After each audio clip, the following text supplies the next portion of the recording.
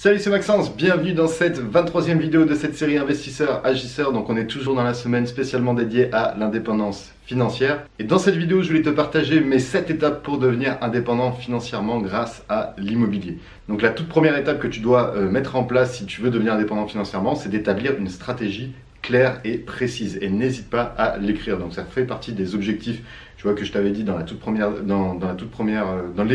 vidéos de cette série Investisseurs Agisseurs. Donc c'est de poser des objectifs et en fonction de ces objectifs, de déterminer une stratégie précise. Et c'est vraiment quelque chose que je te recommande, c'est d'établir une stratégie précise en fonction de ta situation personnelle. Par exemple, lorsque moi j'ai commencé dans l'immobilier, j'avais pas un rond, j'avais pas de sous et je voulais rapidement devenir indépendant financièrement grâce à l'immobilier. Et du coup, ma stratégie a été premièrement de faire un achat-revente pour générer un maximum de cash parce que du coup, j'avais pas d'argent de côté, et ensuite de faire des locations en courte durée, tout simplement parce que ça générait beaucoup de bénéfices mensuels. Donc voilà, il faut vraiment que tu penses à établir ta stratégie parce que c'est vraiment ça qui va te donner une ligne directrice pour atteindre cette indépendance financière. Ensuite, on en revient un peu à ce que je te disais hier, c'est d'apprendre énormément et constamment. Donc énormément dès le début pour pouvoir te lancer, mais constamment tout le temps être tout le temps à jour sur toutes tes connaissances. Et ça, c'est très très important. Moi, j'apprends tous les jours encore, je lis énormément, j'écoute énormément d'audio, tout simplement parce que je sais que des fois, une petite chose dans l'immobilier peut faire toute la différence, une petite optimisation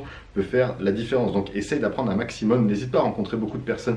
Moi, dernièrement, j'ai appris énormément de choses de par un courtier. Donc j'ai un pote qui est devenu, enfin qui a un cabinet de courtage maintenant, et du coup qui m'a donné énormément d'informations sur ça. Donc c'est très très important parce que voilà, juste une petite optimisation peut te faire gagner vraiment beaucoup d'argent. Donc je te conseille vraiment d'apprendre énormément, et ça c'est vrai, ça c'est la deuxième étape.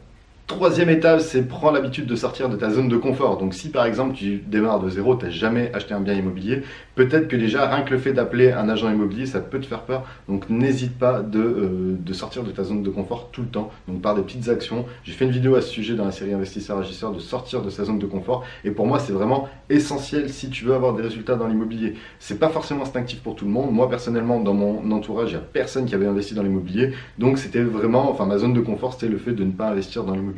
Et le fait d'appeler un agent immobilier et de se rendre sur place et de visiter, pour moi, ça c'était vraiment sortir de la zone de confort et je me sentais vraiment pas à l'aise au début. Donc mon petit conseil pour faire vite, tu vois, pour pas éviter que je répète ce que je disais dans l'ancienne vidéo, c'est surtout de faire plein de petites actions. Et par exemple, le premier coup de fil que tu vas passer pour faire une visite, il faut que ce soit un bien que tu souhaites pas acquérir. Et comme ça, tu auras beaucoup moins d'enjeux, mais au moins tu l'auras fait. À l'inverse, si c'est un bien que tu souhaites acquérir tout de suite, tu te dis oh, c'est l'affaire du siècle, mais j'ai peur de pas être bon, machin. Là, tu auras beaucoup la pression. Donc si par exemple, tu as envie d'investir dans l'immobilier, tu commences dans l'immobilier, et ben moi ce que je te conseille de faire, c'est tout simplement appeler l'agent immobilier pour un bien qui n'est pas forcément intéressant pour toi, et tu auras beaucoup moins de pression, et au moins tu t'auras franchi cette zone de confort et ce sera beaucoup mieux pour la suite. Donc quatrièmement, ça tu l'as sûrement compris, c'est d'investir dans des actifs. Ça c'est vraiment essentiel si tu veux devenir indépendant financièrement. Donc les deux premières vidéos c'était à peu près à ce sujet-là, sur les actifs, sur les passifs. La première vidéo je te donnais la différence, mais ça c'est vraiment essentiel si tu veux devenir indépendant financièrement. Il y a beaucoup de personnes avec qui je discute qui me proposent des biens, et c'est des biens qui vont faire gagner, des fois qui ne font même pas gagner d'argent immédiatement, ou des fois qui vont faire gagner 30 euros. Et je lui dis, mais attends, est-ce que tu as vraiment envie de devenir indépendant financièrement, ou tu as simplement envie d'investir?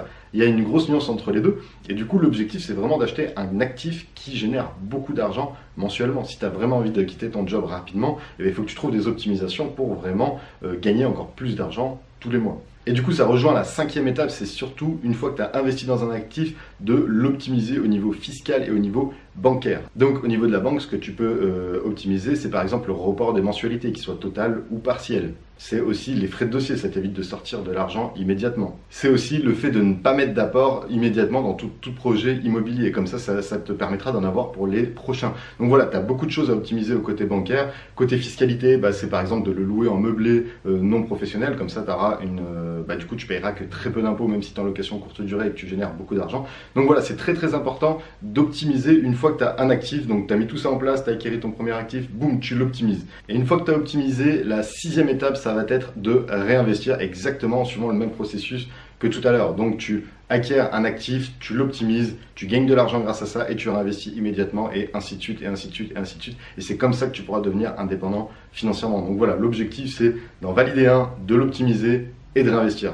Le revalider, le réoptimiser et réinvestir, et ainsi de suite. Et l'objectif, ce sera ça, tu vas en faire 1, 2, 3, 4, 5, et après, tu pourras devenir indépendant financièrement. Et la dernière étape qui, à mon sens, est essentielle si tu veux devenir indépendant financièrement rapidement, c'est surtout de ne pas augmenter ton style de vie. Ça, c'est une étape, enfin, c'est des choses...